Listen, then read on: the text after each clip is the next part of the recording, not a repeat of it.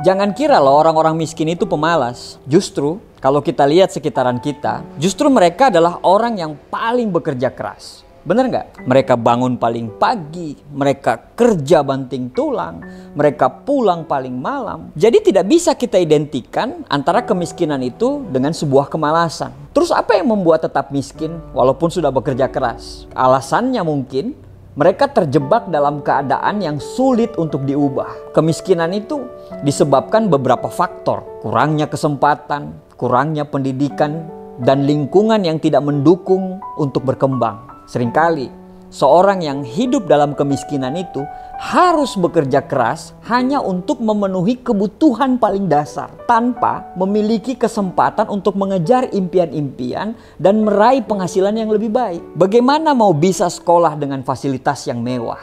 Bisa sekolah saja itu sudah untung. Bagaimana bisa punya rumah yang nyaman? Penghasilan sehari-hari saja itu hanya cukup buat makan. Jadi, mungkin sampai sini kita sepakat. Kemiskinan itu bukan hanya karena kemalasan.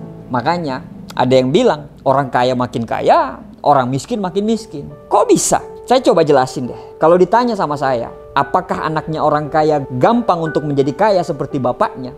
Jujur harus saya katakan, iya. Sangat gampang bagi anak-anak itu untuk bisa kaya seperti bapaknya. Apakah anak yang lahir dari keluarga yang mapan akan gampang menjadi mapan? Jawabannya, mereka gampang untuk menjadi mapan. Sedangkan orang yang lahir dengan kondisi ekonomi atau kondisi orang tua yang biasa-biasa saja, atau anak dari keluarga miskin, apakah bisa sukses sama seperti anak-anaknya orang kaya tersebut? Jawabannya, bisa. Tapi memang jalannya sangat sungguh luar biasa. Sangat susah dan bahkan butuh waktu, bahkan sampai beberapa generasi untuk mapan. Kok bisa seperti itu? Karena fasilitas yang mereka dapatkan dari kecil dan contoh yang mereka dapatkan dari orang tua mereka. Anaknya orang kaya itu bisa sekolah dimanapun dia mau sesuai dengan minat dan bakat dia. Karena mereka punya uang. Sedangkan anaknya orang miskin, jangankan mencari sekolah yang sesuai dengan hobi dia, cari sekolah saja harus sesuai dengan kantong bapaknya dulu. Anaknya orang kaya punya kamar sendiri, dilengkapi dengan AC, tempat tidur yang nyaman, punya ruang belajar yang komplit, dan sebagainya. Sedangkan anaknya orang miskin, jangankan punya tempat belajar yang nyaman, untuk tidur saja mereka harus tumpuk-tumpukan dengan saudaranya yang lain. Artinya, secara mindset dan fasilitas, mereka sudah terbentuk dengan melihat di sekeliling mereka, yaitu kemampuan ekonomi keluarga masing-masing.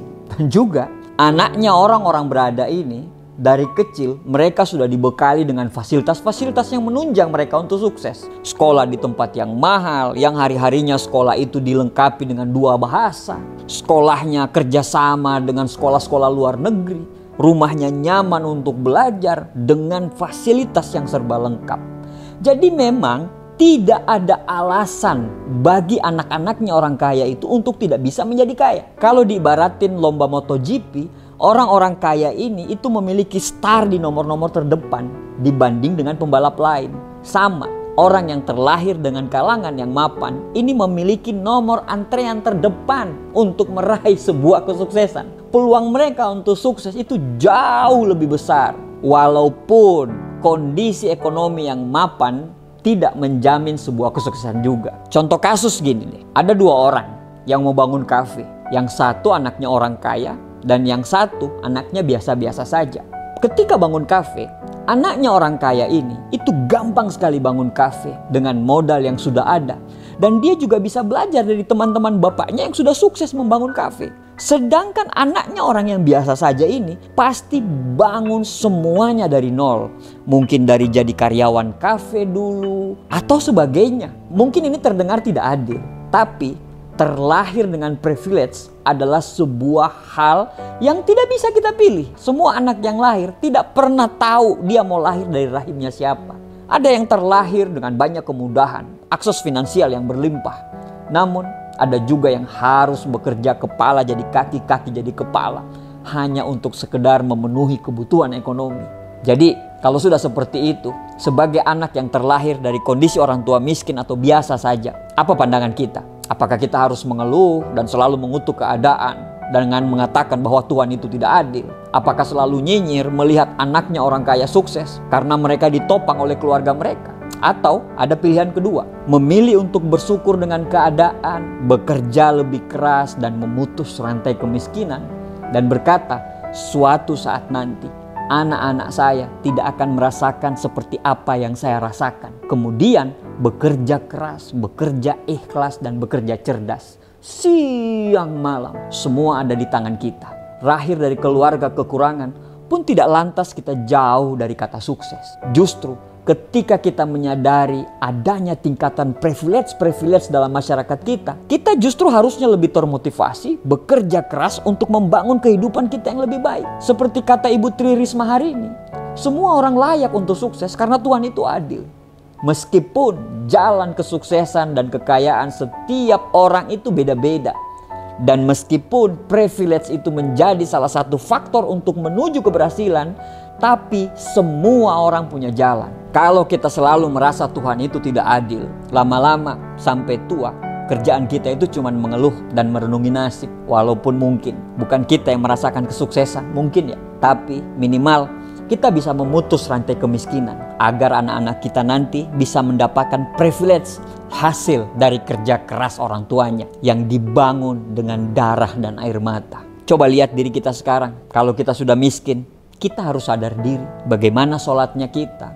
Sudah maksimal belum hubungan kita dengan Sang Maha Pemberi Rezeki? Bagaimana kita memanfaatkan waktu? Bagaimana kita memanajemen uang kita? Apa yang kita kerjakan dari subuh sampai malam? Ngapain aja hidup kita selama 24 jam itu? Scroll TikTok kah? Rebahan kah? Ngabisin serial drama Korea berseri-seri? Atau ketemu dengan banyak orang, bangun relasi, hadir di tiap kajian, hadir di tiap seminar, ikuti tiap-tiap pembekalan, dan habiskan waktu untuk mencari peluang bisnis dan kerjaan untuk masa depan? Orang sukses dan orang gagal itu sama-sama punya waktu 24 jam. Tapi yang membedakan adalah orang-orang sukses itu merasa kurang dengan 24 jamnya itu untuk belajar, berdoa, berusaha, dan lain-lainnya. Sedangkan orang gagal benar-benar menyia-nyiakan waktunya 24 jam itu. Apa yang terjadi dengan kita sekarang karena pikiran dan tindakan kita di masa yang lampau. Dan apa yang terjadi dengan kita di masa yang datang itu karena pikiran dan tindakan kita di hari ini. Kita harus mulai sadar diri. Lahir dari keluarga miskin bukan salah kita. Tapi mati dengan kondisi miskin itu mutlak salah kita. Jalan untuk menuju kesuksesan itu memang terjal. Tapi kita harus berbuat sesuatu. Kita bisa kok. Insya Allah bisa. Allah selalu melihat usaha kita. Terus apa yang harus kita lakukan? Steve Siebold dalam bukunya How Rich People Think, di situ dia mengatakan menjadi kaya kita harus belajar berpikir sebagai orang kaya. Seperti apa pola pikir orang-orang kaya tersebut? Yang pertama, dia berani keluar dari zona aman. Ambil pekerjaan yang lebih menantang, ambil pekerjaan sampingan. Jangan pernah puas dengan apa yang kita hasilkan. Tanamkan pikiran kita untuk terus bertumbuh menjadi lebih besar. Tantang diri kita untuk terus bertumbuh, belajar, dan berani bekerja. Bahkan bisa lebih hebat daripada orang lain. Yang kedua, lingkungan pertemanan yang mendukung. Kalau sekarang Anda merasa lingkungan Anda tidak mendukung, segera keluar, cari lingkungan yang lebih positif. Karena untuk sukses butuh lingkungan yang sangat mendukung. Yang ketiga, punya gaya hidup yang sederhana. Kita memang tidak memulai pada titik yang sama. Ada yang lahir dari keluarga yang berada, ada yang lahir dari keluarga yang biasa-biasa saja. Tapi itu kan semua sudah takdir yang digariskan kepada kita. Kita tidak bisa memilih lahir dari rahimnya siapa. Maka dari itu, memang penting sekali kita untuk memiliki rasa syukur dengan apa yang kita terima sekarang. Selalu ucapkan Alhamdulillah, dan kemudian kita bekerja keras, kita ikhtiar untuk membuat kita bisa memiliki hal-hal yang bisa orang-orang mapan itu miliki. Dan yang pasti, jangan biarkan anak-anak kita seperti kita sekarang. Kita manusia, berhak menentukan jalan hidup kita ke depannya. Dan itu adalah sebuah privilege. Gak semua orang, termaksud saya, itu lahir dari keluarga yang mapan. Tapi selama kita memiliki kemerdekaan untuk menentukan jalan hidup kita sendiri, rasanya itu sudah cukup untuk membangun kepercayaan diri, untuk bekerja keras, dan pada akhirnya kita bisa membangun kehidupan mapan untuk anak-anak kita kelak. Jangan pasrah dan jangan mau kalah, karena sukses adalah hak semua orang, termaksud Anda. Semoga bermanfaat.